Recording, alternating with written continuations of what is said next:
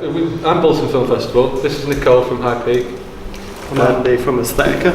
And I'm Stephen from Kendal Film Festival. So there's like a main hub festival and then Yes, like and then we do all sorts of different things during the year. So we do, because it's educational, so if somebody comes to us, we'll put on an event. Sure, yeah. So you're working primarily in an educational establishment, so the places have got screen theatres and that's right. Yeah. The reason I made film festival is because I did a film festival when I was at uni, which was a really small student film festival, just for the students of the uni. Right. And then I came back and had this crazy idea, and I was like, there's loads of art, so it's in New Mills, which is in High Peak, so a big film festival. Yeah. Arts festival in September, but they don't do many film related things, so I thought I'll start a film festival up, and 3 years, very similar to you, 3 years down the line, we're still going, which is great, and there's a lot of hard work that goes into it, and I don't. Do you find you get stuck with it as well in a lot of ways, like you do it? I know, like that it's in June, my festival, which is sort of an awkward time for me because I'm a film producer and most films get shot in summer, so you're trying to like balance getting funding for films, and then you're trying to balance getting funding for a film festival as well. After apprenticeship festivals, I'm sure there's a lot more like demand in that. I mean, that's all transpired before my time. How did you get involved? So Aesthetica has been established. We're in it'll be our 9th edition into 2019. So I came in last year was my first edition. Prior to that, I was working in production on films, mainly in Iraq. I heard about Aesthetica by submitting a guest programme proposal to them. We showcased 6 short films that we shot in Iraq, and ever since then I've kind of submitted more and more work to them every year, and then there's a job opening films and what we do is Snapchat. So it kind of appealed to my technical expertise. But what is your job doing in the end? You're a programmer? I'm a programmer, but I am the festival coordinator and technical coordinator as well. Okay, cool. So we have a very small team and very passionate and dedicated. Right. And then she said, "Can you come to the meeting because you're good at asking for money?" And I will. It's all about asking for money. So that's how it got started, and then so we got some money, and I said, right, if we're going to do it, we're going to do it as the best we can. And my background is social documentary. I've been making documentaries and making money with video for 20 years. So it's not exactly unfamiliar. And say, yes, please do that, Stephen. And then I went to the college and said, look, I can expand this if you want to have a whole week where I could actually, we could turn it into competitions, we could engage the community in that way, and we'd have screenings and guest speakers and things like that. And they bought into it. And that first one, it was touch and go. But you're talking about like improving each year. Yeah. What I had to do, because obviously it was attached to this educational institution, I had to produce a report at the end of each festival. Of course, because they want absolutely. Yeah. So I had to justify everything that we're doing, and wherever we were failing in any particular areas, then I had to do something about it in a very business-like manner. So, but you're talking about like teams. Look at you. Just that was me on my own, and that was for 6 or 7 years. And it's only fairly recently, past 5 years, where I've had 2 people helping me. But names, I don't know about you, whether you struggle with Pennines, but I struggle with High Peak. A lot of people think I'm a mountain biking film festival. I'm like, it sounds nichey, doesn't it? And then they see the logo and it's very mountainy because that's just the way that we do the logo. But we're not a mountain film festival; we're just a normal film festival. So how do you find? Yeah, I mean, people obviously think of the Pennines as a different region, or some people call it pennies. You're like, what? Well, I mean, it's weird because you talk about community engagement, because one of the things I worked on in the past was Salford Film Festival. I remember. And Salford Film Festival was very much about trying to engage with a community, in this case Salford, which is always kind of the marginal poor sister of Manchester. And I'm from Salford, so I had a personal engagement with this, and I got very militantly Salford during that time, and I continue to be so, and I wasn't before. It was only when you start to realise how an area is run down and how it gets marginalised and how the cultural spend all ends up in Manchester and how there are no venues and it's just not, and then Media City happened, and we struggled with that one for a few years, but it was all about trying to engage the community with cinema. And what eventually happened was the City Council just wasn't interested, even though Media City was happening. The vision just falls apart. But for me, I was pretty much doing that single-handed. I was like Coriolanus, alone I did it, and I would sit there and it's like, but it's at a certain point you just go, if no one wants it. The community were behind it. That was the tragedy. There was but we had funding for a while, the luxury of funding. And when we didn't have it, the idea was we're doing a free film festival, we need funding for it. And I was like, well, we could carry on, but we'd have to charge people. And at that point, it all started to fall apart. Yeah. Because and I was like, we'd have to charge people. We could keep it, I could do it, but I need a team. I can't do this on my own anymore. And it's like, often it is trying to get any kind of support outside of what you do. And one of the things I found, John bangs his head against the wall year in, year out, and Kino has its problems, but one of the main problems Kino's always had has been lack of support from an audience point of view. And it struggles, it breaks my heart, because I know what the quality of the work is here, because I've selected it.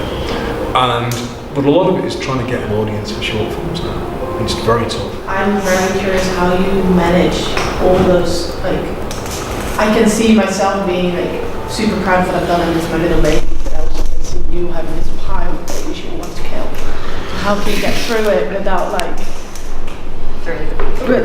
losing what you want? The obvious thing is stories and characters. That's what we're looking for, and we get some that we had this year. It was not last year, so it was this beautiful sci-fi epic from a student. It's, like I say, our largest category is student category anyway. From UCLA, which had a budget of $25,000 and had the most amazing VFX, and it was stunningly beautiful. But it was incredibly derivative. It wasn't very original, so he didn't win. So he didn't win anything. We showed it because obviously it would get punters in, but that's not what we're looking for. It's about stories, about characters. It's about young people, new filmmakers. Can you tell a story? So the technical aspect of it isn't a huge deal. Although that said, I will, and this is me purely as a judge and as a programmer, that I go to the runtime first, because 10 minutes, don't be doing me any more than 10 minutes.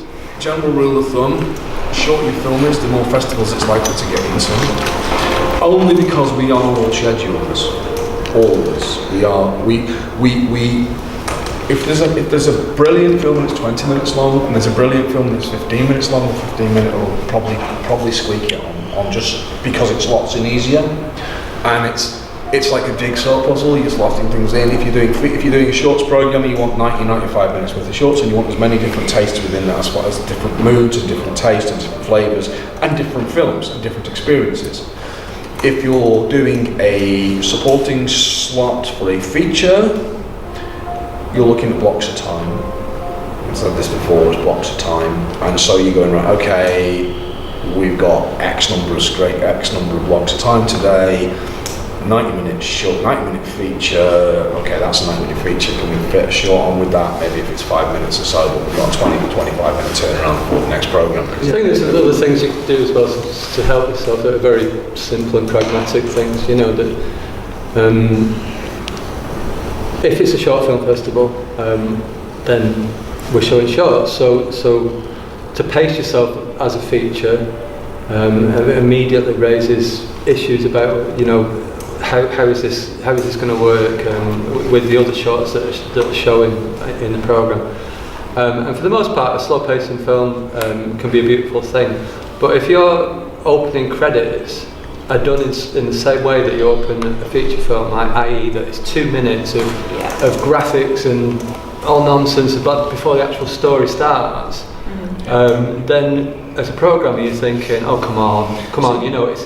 Whereas if we go to watch a feature, that's what we expect. We sit down and people are still coming in, and you expect that because it's a feature film. Likewise, the credits, when a short film finishes, I had an animation in the other year that was an 8-minute animation, and the credits were 6 minutes long.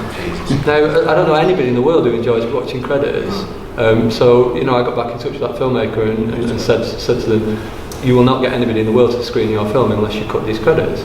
Now that was an animation, and the animator had done a deal with high-end, high-profile animators from around the world, and he promised them all an individual credit. I think I know the So, he shortened his credits. It's now in film festivals because that was a stupid deal to do. You know, he should never have done that deal. And obviously the people who worked on that film, they want that film to go into film festivals. So they changed the credits, and now it's successful.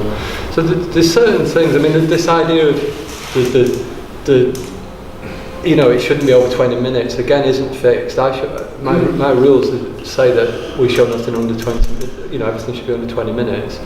But if filmmakers write to me, and they talk to me about why they think these extra couple of minutes are justified. I showed 3 films last year that were 22 minutes, 23 minutes long, you know. I'm breaking my own rules, and I wrote them. But that's the point, we get to break our own rules. Yeah, I mean, I wouldn't let anybody win the festival that broke those rules, because then that wouldn't be fair. They couldn't win an award, and I explained that to them when they enter into the festival. I say, you can be part of the festival, but you can't win it. I mean, obviously, I feel like everyone's going to say originality, but that's something. It's such a broad term because everyone's film is original to them. It's an original outlook, isn't it? You know, it's you put your heart on paper, really, not on film. So really, for me, coming from a film background, I look at kind of technical aspects. That's kind of personal way of looking at things. So I'm looking at cinematography, I'm looking at sound. Sound's very important for me because I come from a sound background in particular. So I think look, you speak to any programmer in the country or any festival director, and they're all going to say the most important thing about anything else is sound. Absolutely. Get your sound wrong, forget it. It's not getting into a film festival. It's not so much a case of having the budgets to do, you know, shoot on an Arri Alexa and then go into Pinewood and do your mix and stuff. And, you know, it's just about having kind of thinking about how things work in real life and how things should work on film. It's not a case of having a budget to do that. Some of the best films we see come from, you know, people with smaller budgets because they're more thought through. We've got a smaller team of people who want to work on that rather than say, here's 50 grand, you'll make 10-minute short film, you know, like, and there's not any return on that for a short filmmaker either. You know, it's not something I particularly look for. I'm looking for kind of quality of storytelling, that originality as well, without trying to dwell on the originality because, like I said, every work is original in its own way. Sound element though, we've got a young filmmaker shorts programme for 13 to 18-year-olds, and I don't look at the sound on it because it's a free category and they've gone out of the way to make something and they're like 14, 15. But that is probably, I know you guys support young filmmakers as well, it's probably one of my favourite categories because I just think they're like probably the most creative from 13 to 18-year-olds because they just got no money and they just go out and just do something cool and then they're like, hey, I made this, and you know, we had a music video from a young kid. She was like 13 years old. I was like, this is great. It was just random, but it was just awesome. We had a documentary shown this year, and it was great. The first 20 to 25 minutes, slow, pace could have been quicker, but it was still probably one of the best. I think it won best documentary. It's a great documentary, so moving, story was fantastic, but it was a slow 20-25 minutes to start with, but I still really enjoyed it. And I watch every film no matter what, because I feel like it's only fair. You're paying an entry fee for one, so we should be watching it. If you're going to pay $40 and then in the first 3 minutes of your 25-minute film they've turned it off, I don't know. I know there's a lot That's why of I have a panel of entries judges as well, though, because I like slow pace. I really like slow pace films. So we probably, you know. Well, we had another feature film called The Portrait, which was like a very slow pace again, but it was fantastic, beautiful film, hardly any dialogue in it. It was a portrait. That was what it was, and it was just gorgeous, and it was slow paced, but it was a great film by the end of it. It's all about the pace has got to be right for the film. Yeah, when I say hook, it's not like I'm expecting an explosion or whatever at the beginning. I'm just expecting something that will pull me in, and it might, you know, the rhythm of it, or the way, or a shot, or something because I will watch everything that's put in front of me until I can't watch it anymore. In other words, if it's, because, you know, limited amount of time in the day, watching 1,000 shorts here, 300 shorts there, and then features on top of that, you've got to maximise your time. Yeah. One of my reasons for disliking multiple very, very long shorts is because it takes longer to watch them. But, and that's the only reason, it's more time in the day. You've got to allocate blocks of time to watch them. But it's all about being pulled into something, because I always want to be surprised. I always want to see something I've not seen before. So I'm always going to give it the benefit of the doubt, because I'm looking for that moment. And I'll wait, because people pay time to pay these. The least I can do is respect the fact that they have put so much into this work. I have to see it. No. And yeah, there'll be a point sometimes where I'll just go, no, I can't watch anymore. And it's like I said with that feature, I couldn't watch it. It was just, I was like banging my head against the table. I was like, I just cannot, it's not ever going to screen. So why am I watching it? It's just making me annoyed.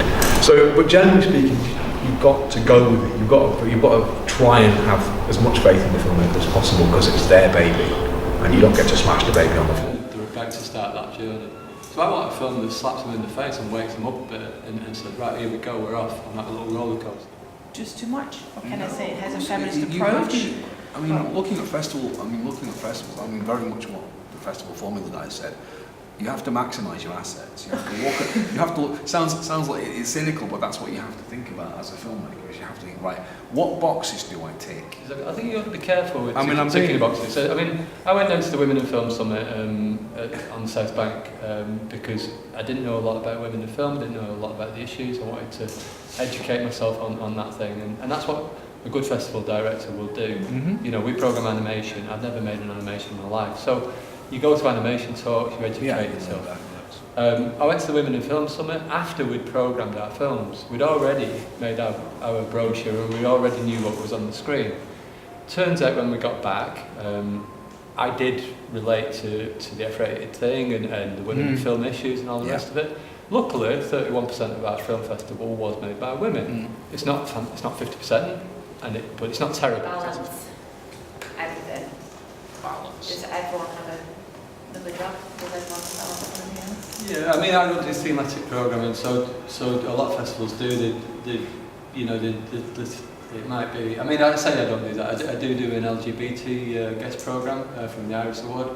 I was asked by the council, because obviously funding comes into it. The council wanted to recognise the war remembrance things in the town hall. Right. So we brought a war programme to the festival. But generally, I just do your Spotify mixtape. I just put one thing after another, whatever feels right. Now, I'm in the minority. Not many festivals will do that. But I just don't understand why. Because when I go out for a meal, I don't just sit down and eat steak all night. I have different flavours, and I take, and it's the same with DJs and music, and you don't just play the same thing one after another. And I know thematic film programming, every film is different. The sales, it's not to go see the films, right, as much as to introduce the students to that aspect, because we teach feature filmmaking, right, as well as so third year is all about feature filmmaking. Really? Wow. Second year is all about short filmmaking. Okay. So it's to introduce them to that aspect of the business side of filmmaking, as well as the creative side of it. And one of the reasons why we really wanted to go down to Raindance was because we wanted them to see, there's go watch a couple of films, but this is the business, this is the market. This is where you, with your feature films, or your ideas for your feature films, you're going to be coming to this. This is what you're going to be having to deal with. And that's what I wanted. Now, obviously, costs for students, etc., was prohibitive. Well, that's the problem with all. They told us it was prohibitive. You guys said, really can't afford to go that road. So yeah, because they're all in their final years, so they're making their honours films. When I was at uni, I made a feature film, and we got no support off the uni at all. The course wouldn't even look at us or support us. I'd say, right, great, let's go down to Reynolds, to the markets and stuff. And I think we didn't get that. Didn't get that support, and I think it's great that Future Works has that I support think one for of the the students as well. problems for all educational establishments is the fact that it's all about making the film and the whole market and Yeah, I'm just trying to expand on what you're saying Yeah. about, you know, going to market and stuff, Yeah. and I think it's obviously a great opportunity. And what I see here is that, do you have markets at Aesthetica? Well, we have all the master classes, we have network, Yeah. and then we just introduced the kitchen session, so it's about giving people, I suppose, learning Yeah. opportunities, at least getting people in the room Yeah, with yeah, the yeah. industry. I think what we need is a market up here, really. Yeah, I think that that would it be is. massively And whether Yes. it's Manchester International Yeah. or Bolton, someone. I'd love it to. It's my goal for High Peak to do it, but again, we're like, So I'm people going- don't want to sell a train I'm off to. I think it's for us it's an educational thing. Yeah. So we tell students with Bolton, basically Do the festivals. all festivals go to festivals. Now they're going to go, they're not going to go. It's their call, to be honest. Right. For us, for actually to put it into the scheme of work, to say you have to go to this. This is actually part of your Yeah. learning. When I was at uni, I made a feature film, and we got no support of the uni at all. The course wouldn't even look at us or support us. I'd say, right, great, let's go down to Reynolds to the markets and stuff. And I think we didn't get that. Didn't get that support, and I think it's great that Future Works has that I support think one for of the the students as problems well. for all educational establishments is the fact that it's all about making the film and the whole market and Yeah, I'm just trying to expand on what you're saying Yeah. about, you know, going to market and stuff, Yeah. and I think it's obviously a great opportunity. And what I see here is that, do you have markets at Aesthetica? Well, we have all the master classes, we have network, Yeah. and then we just introduced the kitchen session, so it's about giving people, I suppose, learning Yeah. opportunities, at least getting people in the room Yeah, with the yeah, yeah. industry. I think what we need is a market up here, really. Yeah, I think that that would it be is. massively And whether for us. it's Manchester International Yeah. or Bolton, someone. I'd love it to. It's my goal for High Peak to do it, but again, we're like, So people don't want to sell a train I'm off from. to. I think social media is obviously the thing that we're all using in one way or another. Instagram is cropped as a box. Your poster is something else. Facebook is landscape. Every format that we use in Twitter is different. Yeah. So if you think about the way that you design your poster and also the still images that Very you're using important. within your EPK and all that sort of stuff, it does come into play. Likewise, the trailer sort of thing. So if I send you a notification letter saying that you've been selected for my film festival, the sooner that you can send me back all those things that I'm looking for. And honestly, the amount of times that I've been given a poster, which is portrait, and that's all they've been given. And like you say, what you end up doing is asking them for it, and within a few days, you've not got it, so you just end up taking the still off the movie and just doing it yourself. So if you can do your artwork so that no matter what happens, the central information works on Instagram, and then the peripheral stuff will work as a landscape thing, or, so you're giving everybody the option. You say, here's a portrait image, here's a landscape image, here's the Instagram image, here's a trailer, here's an MP4 with all the footage. Because my trailer every year is made up of the people that send me that stuff. And the ones who don't send it me, and 3 weeks before the festival they're getting in touch, lo and behold, they're not on the trailer. And that's a free advert right there that's going out to thousands of people, So by having all this stuff ready, by having your EPK ready, and all these peripheral things around it, having a Twitter and having a Facebook and all these accounts set up for your short film, it does matter. It does matter. A lot of festivals are using platforms like Film Freeway, so you have all those assets there, and you need to buy some pictures and some stills and things like that. So, but if you're thinking about marketing a film and selling it, then it's something that you definitely need to invest in, because you're selling it before you've even got anything made or